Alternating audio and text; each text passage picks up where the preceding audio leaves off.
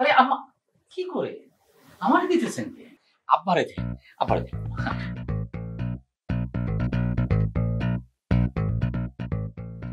আরে তোমার বাবা তো মাছের মাথা খায় না বাজান, আজকে তুমিই খাও। নাও নাও নাও।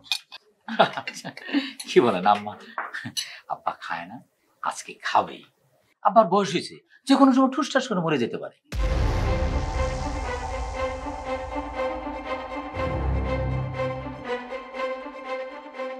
আবার আমার আফসোস হইল যে আব্বারের সামনে বসে রেখে আমি মাছের মাথা খাইছি আরাম করে। আমি ইয়াং মানুষ, মাছের মাথা খাওয়ার অনেক সময় পাবো, তাই না মা? দেন আব্বা, নেন। এই যে আপনি নেন, আপনি আরাম করে মাছের মাথাটা খান, আমি দেখি, আমার ভাল লাগবে। তোমার এটা বলছি, সবার খাওয়া শেষ হলে আমারে ডাকবা।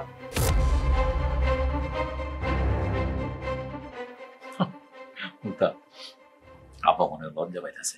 আব্বা লজ্জা পাওয়ার কিছু নাই তো, এটা তো আপনারই বাসা, আপনার বাসায় আপনি মাছের মাথা খাবেন, আপনার লজ্জা পাওয়ার কিছু আছে? খান আব্বা, খান, আরাম করে খান।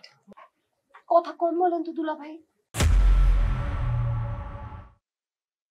এটা তুমি কি বললাম? আমি খাওয়ার সময় কথা বলি, এটা আমার অভ্যাস হয়ে গেছে, বুঝছেন আব্বা? আর খাওয়ার সময় কথা বলে কি হয়, সবার সাথে কথা বলা হয়, একটা ইন্টারাকশন হয়, ফ্যামিলি বন্ডিং বাড়ে। এইটা বদ অভ্যাস। খাওয়ার টেবিলে বসে বেশি সময় নষ্ট করে এটা অলসের কাজ। দেখবা যাদের কোনো কাজকর্ম নাই, তারা ঘন্টা পর ঘন্টা বসে খাওয়ার টেবিলে গল্প করে আর খায়। ওই গরু দেখো না, সারাদিন খায় আর জাবট কাটে।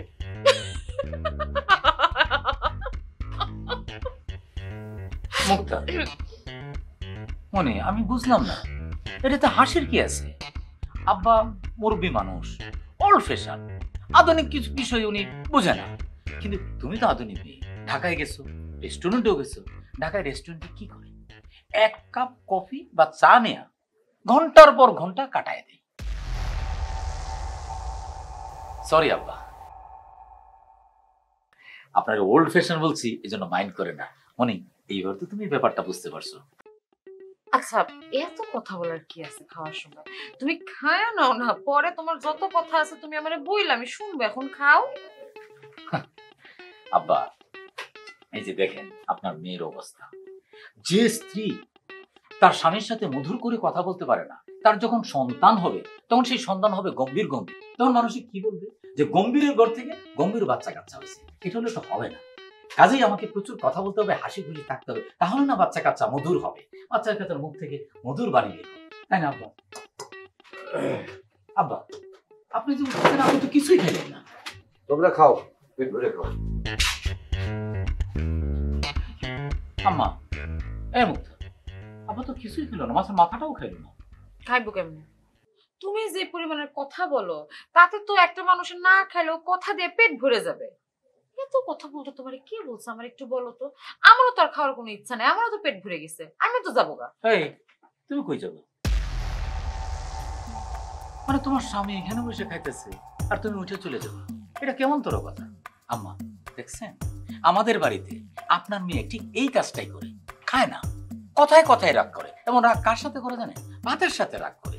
এই যে দেখেন, এই জন্য চেহারা কিন্তু শুকিয়ে যেতেছে। এরপরে যখন চেহারা খারাপ হবে তখন কিন্তু আমারও দোষ দিবেন, বলবেন আমার জামাই আমার মেয়েরে কিছু খাওয়ায় না। বলেন তো আম্মা?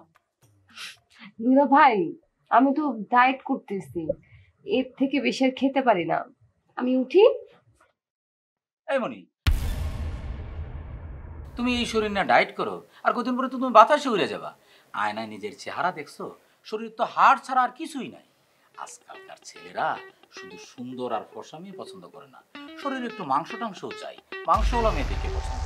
খাও, বেশি করে খাও। আচ্ছা তুমি খাবা না? আমারও দেন তো, মাংস দেন। আর বাবা, তুমি খাও তো খাও, মনি আর খাইতে পারবো না। না তুমি খাও। আরে আম্মা কি বলেন, খাইবো না মানে? আমি খাওয়াইতেছি, জোর করে খাবো। এই নাও, আপনি এই যে মাংসটা বেশি করে নাও। আরে নাও, আচ্ছা খাও। দুলা ভাই আর খাবো না, ঠিক আছে? না খায় না, শুকায় গেছে। খাও, বেশি করে খাইতে হবো না, প্রোটিন বেশি করে খাইতে হবো। তুমি তাকে আছো কেন? তুমিও খাও। আমি নিতেছি। ঠিক আছে কি? আমি খালি শালিরই ভালোবাসি নাকি? তোমার ভালোবাসি না? খাও। আম্মা আপনাদের একটু দিমো।